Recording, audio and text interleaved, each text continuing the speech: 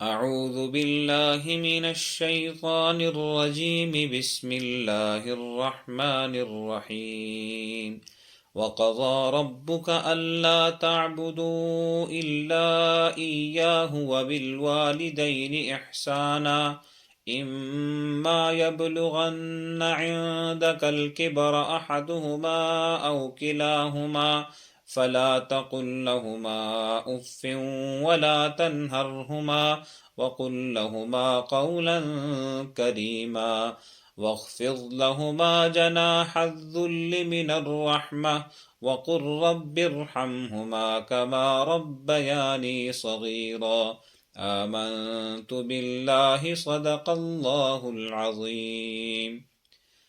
تمہارے پروردگار نے اس بات کا حکم دیا کہ اس کے سوا کسی اور کی عبادت کبھی نہ کرنا، اور والدین کے ساتھ ہمیشہ حسن سلوک کا معاملہ کرنا۔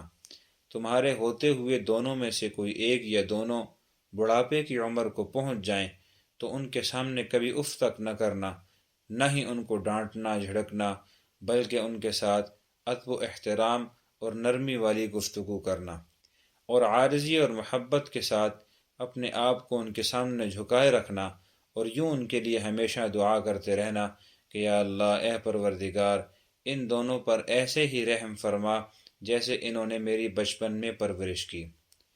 سورہ بنی اسرائیل کی ان دو آیات یعنی کہ 23 اور 24 نمبر آیات میں والدین کے متعلق اللہ تبارک و تعالی نے خصوصی ارشادات فرمائے ہیں۔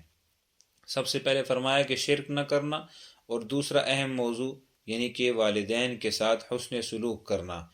اور حدیث شریف میں آتا ہے کہ نبی کریم صلی اللہ علیہ وسلم نے فرمایا ہما جنتک و نارک، تمہارے والدین ہی تمہارے لیے جنت بھی ہیں اور دوزخ بھی ہیں، چاہو تو خدمت کر کے جنت کا ٹکٹ کٹوا لو، اور معاذ اللہ اگر نافرمانی کی صورت رہی تو پھر اس کی گرفت بھی بہت سخت ہے۔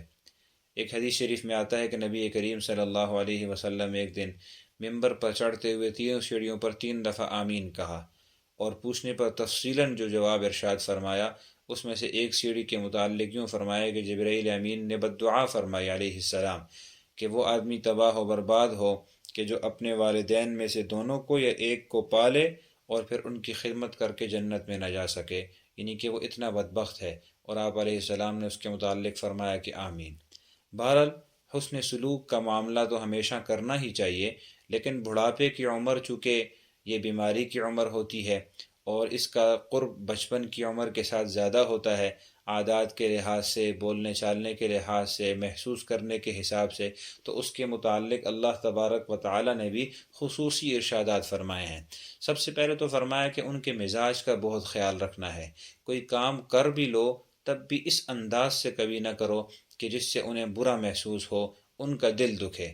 ہماری نوجوان نسل اس بارے میں تو خیال نہیں کرتی، سمجھ نہیں آتی کہ اگر فرما برداری بھی کریں گے تب بھی اتنے منہ بنانے کے بعد اور اس طرح کا انداز اپنانے کے بعد کہ والد بیچارے بھی ایک دفعہ دل میں پریشان ہوتے ہیں کہ اس کو میں نے کام ہی کیوں کہا۔ اس سے بچنا چاہیے۔ اور دوسرا فرمایا کہ کبھی ڈانٹ ٹپٹ کا معاملہ نہ کرو، ان کو جھڑکو مت، اس لیے کہ بڑھاپے کی عمر میں بار بار آدمی ایک ہی بات کہتا ہے، کئی دفعہ کسی چیز کے متعلق پوچھ لیتا ہے تو اس سے آدمی تنگ ہو جاتا ہے۔ حالانکہ وہی معاملہ کوئی بچہ کرے تو عام طور پر والدین اس سے تنگ نہیں ہوتے۔ تو اسی وجہ سے فرمایا کہ چونکہ ان کی عمر ایسی ہے، ان کا تقاضا اس طرح ہے، تو اس سے کبھی تنگ نہیں ہونا چاہیے، بلکہ کیا کرنا چاہیے؟ قُل لَهُمَا قَوْلًا كَرِيمًا، ان دونوں سے بڑی ہی نرمی سے بات کرنی چاہیے۔ اور چوتھا حکم ان کے متعلق یہ دیا کہ اپنے آپ کو ان کے سامنے ایسے جھکا لو جیسے باز شکار ہونے کے بعد شکاری کے سامنے اپنے آپ کو جھکا لیتا ہے، کیونکہ باز شکار ہونے کے بعد بھی سر توڑ کوشش کرتا ہے کہ میں کسی طرح جال سے نکل جاؤں، اور جب اس کی ہر کوشش ناکام ہو جاتی ہے تو اپنے دونوں پر یوں پھیلاتا ہے، زمین سے لگاتا ہے، اور مالک کو گویا کہتا ہے کہ اب میں تمہارے حوالے ہوں، اب جو تم چاہو کرو۔ تو فرمایا اپنے آپ کو ایسے والدین کے سامنے جھکاؤ، اور ایک دعا ہمیشہ کرو، وہ کیا ہے؟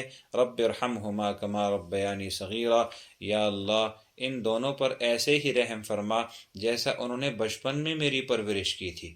ایک صحابی نبی کریم صلی اللہ علیہ وسلم کے پاس آئے، عرض کرنے لگے اللہ کے رسول، کیا میں اپنے والدین کے لیے انتقال کے بعد بھی ان کے ساتھ کوئی حسن سلوک کا معاملہ کر سکتا ہوں؟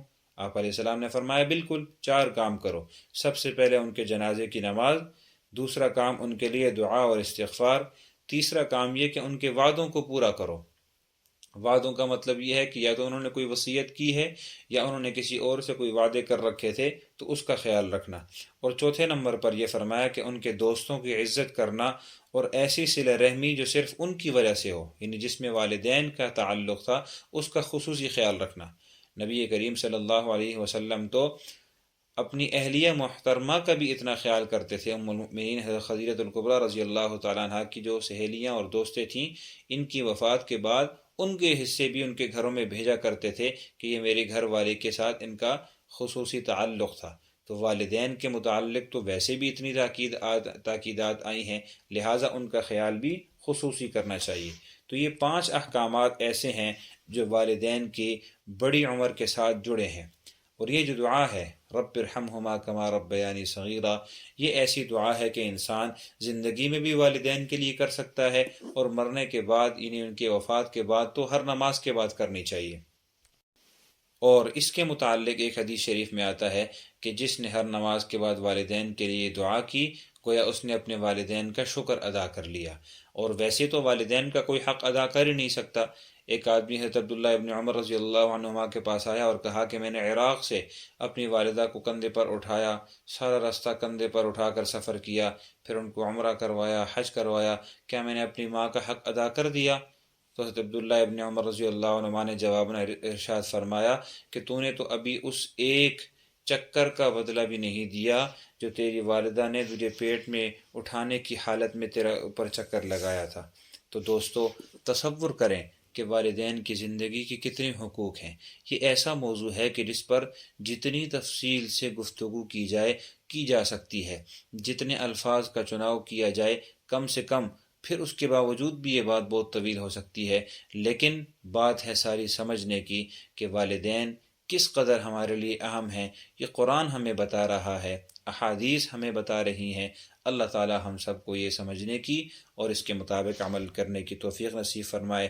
جن کے والدین موجود ہیں، اللہ تعالی ان کی کمی کوتاہی کو معاف فرما کر آئندہ کے لیے خدمت کی توفیق نصیب فرمائے۔